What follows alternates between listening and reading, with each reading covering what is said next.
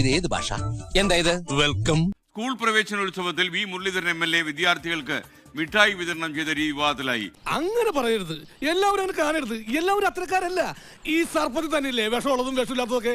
കയ്യിൽ മിഠായി നൽകാതെ മേശപ്പുറത്ത് ഇട്ടുകൊടുത്തതാണ് വിമർശനത്തിന് വഴിയായത്. മൂർഖമ്പാമ്പിന്റെ മുട്ടയെന്ന് മൊയലിന്റെ കുഞ്ഞുങ്ങൾ വിരിയാറില്ല.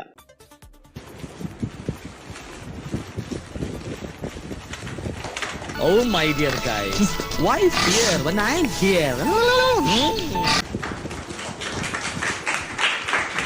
സ്വാമി ആരാണെന്ന് നിനക്കറിയാവോ? അപൂർവ സിദ്ധികളുള്ള ഒരു അത്ഭുത പ്രതിമയാണ്. അല്ല പ്രതിമ.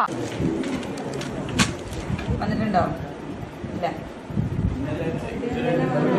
ആക്കിട്ട് പോയി.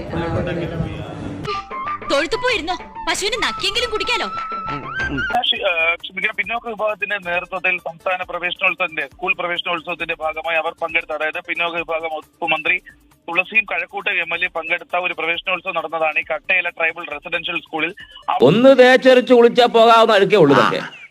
പക്ഷെ തന്റെയൊക്കെ മനസ്സിലുള്ള ഈ ചേറുണ്ടല്ലോ, 7 ജന്മം ലോകത്തുള്ള സകല സോപ്പിട്ട് കുളിച്ചാലും പോവില്ല. ഇവിടെയാണ് ഈ 1ാം ക്ലാസ് വിദ്യാർത്ഥികളെ സ്വീകരിക്കാൻ എത്തിയ മന്ത്രി അവർക്ക് ഈ കുട്ടികൾക്ക് പ്രവേശനോത്സവത്തിന്റെ ഭാഗമായി മിഠായി വിതരണം ചെയ്തപ്പോൾ അത് കൈകളിൽ കൊടുക്കുന്നതിന് പകരം മേശയിൽ വയ്ക്കുന്ന ഒരു സാഹചര്യം ഉണ്ടായത്. അദ്ദേഹം ഇങ്ങനൊരു കാര്യം ആലോചിക്കുന്നത് പോലെ ശരിയാണെന്ന് എനിക്ക് തോന്നുന്നുണ്ടോ? ശരിയാണെന്ന് എനിക്ക് നന്നായിട്ട് തോന്നുന്നുണ്ട്. ഈ മിഠായിയുടെ കവർ പൊട്ടിച്ച ശേഷം കുട്ടികൾ കൈ നീട്ടുമ്പോൾ കയ്യിൽ കൊടുക്കുന്നതിന് പകരം മേശപ്പുറത്ത് ഈ കവറിൽ നിന്ന് തട്ടി പോവുകയായിരുന്നു.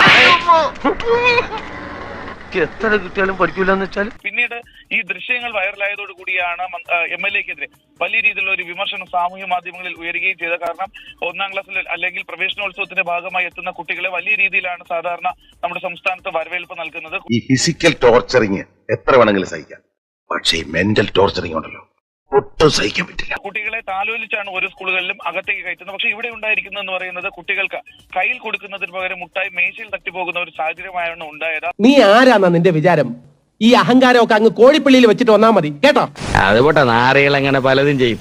ഇന്നത്തെ വീഡിയോ നിങ്ങൾക്ക് എല്ലാവർക്കും ഇഷ്ടപ്പെട്ടെന്ന് കരുതുന്നു. ഇഷ്ടപ്പെട്ടെങ്കിൽ ലൈക്ക് ചെയ്യുക, ഷെയർ ചെയ്യുക, സബ്സ്ക്രൈബ് ചെയ്യുക.